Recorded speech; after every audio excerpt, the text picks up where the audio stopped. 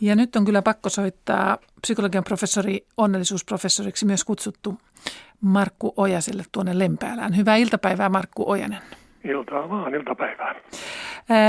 Kuinka kauan kestää uuden tavaran tuoma onnellisuus? No kyllähän se tavarasta tietysti riippuu, mutta jos se on semmoinen, että se pannaan johonkin paikalleen nurkkaan, vaikka joku uusi sohva, niin ei kai se nyt montaa minuuttia sitten kestä, kun se on ikään kuin se olisi aina jököttänyt siinä paikallaan. Että kyllä se tavaran merkitys onnellisuuden kannalta on aika vähäinen.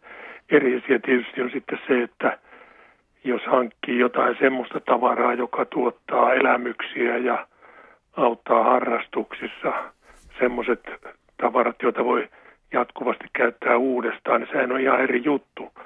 Mutta yleensä tommoset, sanoisiko nyt vähän ylellisyystavarat, niin ei kai niiden varaan kovin paljon voi laskea. Joku pieni mielihyvä piikki ehkä, tai kun kiva kun ostin, mutta sitten siihen totutaan niin äkkiä. Tämä tavarapaljous on oikeastaan tässä viimeisen 100 vuoden ajan höyrypäisten länsimaalaisten ihanne ollut, niin miksi haaveilemme tavaroista ja uskomme niiden tekevän meidät onnellisemmiksi? Se on kyllä mysteeri tutkijoillekin, että mistä semmoinen voisi johtua. Ja ainakin on selvää, että kulttuuri tämmöistä huumaa ruokkii ja varsinkin sitten tämmöinen kaupankäynti, joka tietysti on ikivanhaa sekin. Ja kun sitten näkee näitä houkutuksia joka puolella ja sitä tyrkytetään ja osta tätä ja osta luotoksia velaksi, niin kyllä sitä vähemmästäkin menee pyörälle. Että kyllä ihmisessä joku semmoinen merkillinen haalimisen ominaisuus kyllä on. Sen täytyy olla ihan, tekisi mieli sanoa ihan geeneissä. Muuten sitä on kyllä vaikea ymmärtää, että miksi ihminen tarvitsee niin paljon enemmän kuin mikä riittäisi hänelle ihan tavalliseen elämiseen. Ei se vaan ole jonkinlainen, kun ajattelee alkuihmisiä, niin siinä oli ruoan vähyys ja ruoan vähyyden pelko. Eihän se mikään tämmöinen pelko voi olla, että kun on tavaraa, niin me suojaudumme joltakin.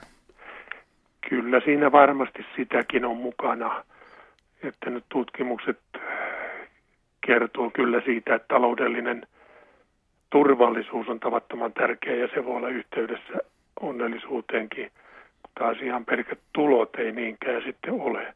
Että kyllä kai se tavara ympärillä jotenkin antaa semmoisen tunteen, että minäkin olen mukana tässä elämän kamppailussa ja olen pärjännyt ja kaikkea tätä. Että ainakin se kertoo myöskin asemasta. Ja asema on oikeastaan tärkeämpi ihmiselle kuin raha. No kuinka yleistä sitten on tämä, että onnellisuutta haetaan tavaroiden omistamisesta? No kyllä kai se yleistä on. Se on vaan niin selkärangassa tuo ihmisen ostaminen, että en tiedä, eikä nyt monikaan ajattele, että jaha nyt menen kauppaan ja ikään kuin ostan onnellisuutta.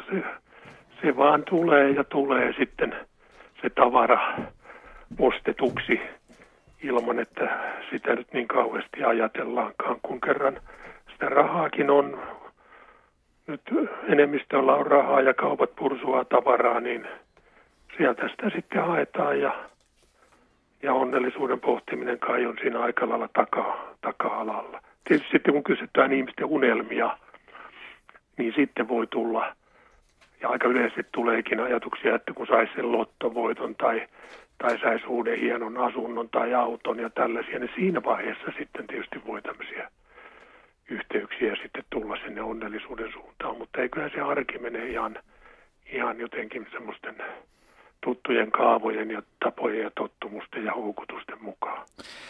Markku Ojanen, mikä tekee sinut onnelliseksi? Jaa, se on aina yhtä hankala kysymys, mutta kyllä ihan tämmöiset arkiset tavalliset asiat perheen kanssa, yhdessä oleminen ja erilaiset harrastukset, lukemiset ja vanhat klassikko-elokuvat on semmoisia, jotka tuottaa mulle paljon upia ja totta kai mä saan paljon iloa siitä, että saa vielä näin eläkkeelläkin niin kuin kirjoitella ja pitää luentoja ja puhua vaikka tästä onnellisuudesta, niin kyllä se aina tekee hyvälle mielelle, että saa tämmöistä lempiaiheesta puhua suurin piirtein kenen kanssa tahansa. Kiitoksia Markku Ojanen ja onnellista viikonloppua. No kiitos.